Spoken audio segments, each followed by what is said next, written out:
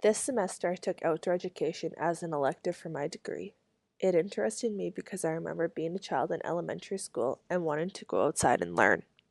I remember sitting at my desk with the teacher at the whiteboard learning about ecosystems and the environment. I always wondered why we were confined to the classroom. My hope for this class was to learn how to teach different subjects outside. However, what I learned throughout this course exceeded my hopes. Each week I grew as a person as well as an educator. This class made me learn more about myself and it gave me the opportunity to create an identity that I had never thought about. I learned that outdoor education can be so much more than survival strategies, canoe trips, and physical education games. Outdoor education fosters building treaty relationships with the land and the first people of the land. Partaking in the place bonding exercises each week awakened my inner child. As well, during outdoor education, I learned how to be comfortable outside. Regardless of the weather conditions, I was able to enjoy and be engaged in a class with an outdoor setting. My identity. Before this class, I didn't consider my own identity in relation to the land. I didn't consider myself a settler because I did not understand Canada's colonial past. In my second blog post, I talked about my experience during the blanket exercise. The blanket exercise opened my eyes up to the truth of Canada's past. The blanket exercise was a powerful experience for me.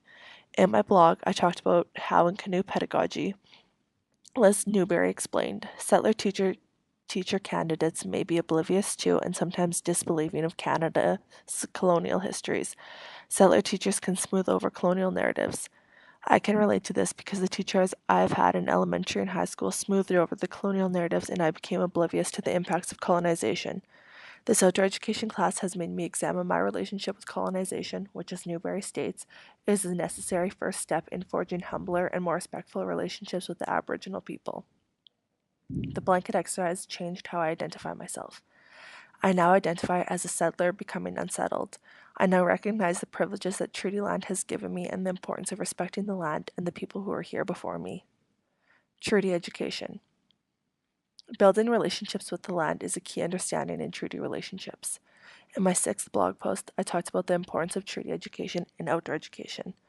I said, I believe it is super important for us to be learning about treaty education and outdoor education because it makes the space and land we are on become a place with meaning and connections.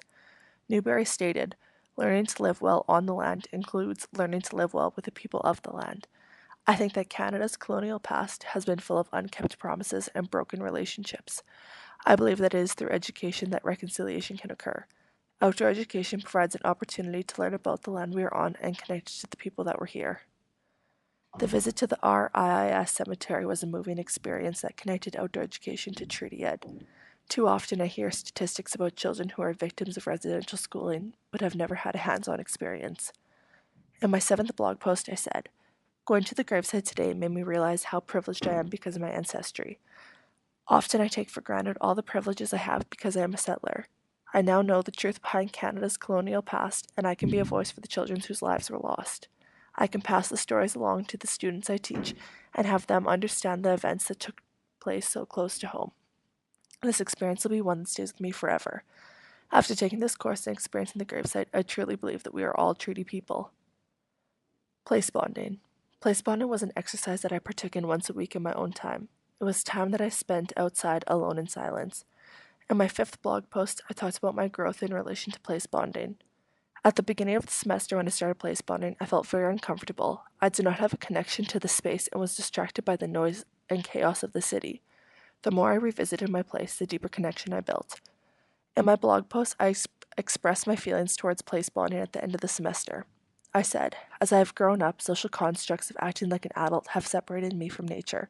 Place bonding is a way in which I am able to awaken my inner child and further my understanding of what it means to be a part of nature. By the end of the semester, I looked forward to place bonding. I used it as me time. It was an escape from reality, and every time I sat outside with my thoughts, memories of my childhood came to me. Even as the semester comes to a close, I'm going to continue this practice. Comfort zones. In this course, I also learned how weather gives different opportunities. The first time it rained, I remember being so miserable and uncomfortable. As the weeks progressed, the weather changed to more brittle, chilly conditions. It took me about a month to become acclimatized to the weather. Even though I wasn't cold because I was dressed appropriately, it was a bit uncomfortable each day. However, I realized that there are going to be many times in life in which we are uncomfortable.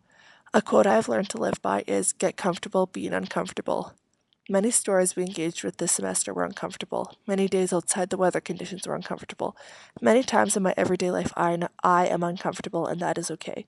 This course has taught me that for organic learning to occur, we have to be pushed outside of our comfort zones. This course made me realize the importance of interdisciplinary ways. It made me appreciate the land that I live on, and it pushed me outside my comfort zone.